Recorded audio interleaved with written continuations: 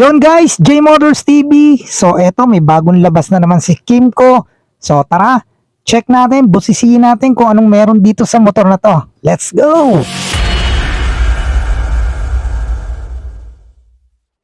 So eto na nga guys, ang isa sa mga nilabas na unit ni Kymco kamakailan lang. So walang iba kundi ang Kymco Exciting X350cc. So meron tong 350cc to be exact. Water-cooled, naka-OHC, FI engine. So may max power tayo dyan na 21.5 kilowatts at 7,250 RPM. May max torque na 30.5 Newton meter at 5,250 RPM.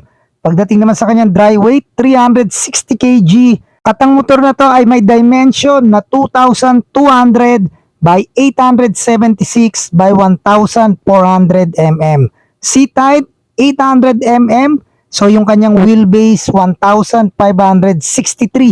So fuel tank capacity 14 liters. So ang size ng gulong niya sa unahan 120/70 R15 at sa likuran naman is 140/70 R14. So guys, naka-inverted port yan. LED, lahat ng ilaw na pwede mong makita sa motor na yan. Kung mapapansin nyo, meron niyang daytime running light. Then may camera yan guys, harap at likod ang camera niyan. Equipped din yan ng ABS, naka TCS, naka 7-inch TFT display tayo dyan. Then naka keyless po.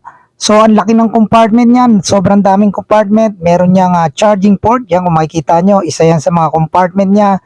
Sa bandang gilid niya may compartment din. Then ready na rin yung kanyang port top box. So lalagyan nyo na lang yan ng top box. Naka naked handlebar yan guys. So dalawang kulay yan, isang matte brown at isang matte black.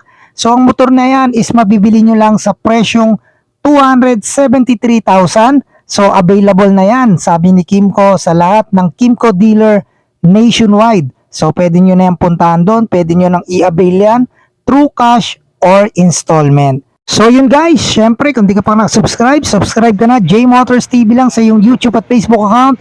Huwag mo kalimutan hit ang notification bell para updated ka sa lahat ng video na ina-upload natin. So ride safe sa inyo lahat. God bless you all and peace out.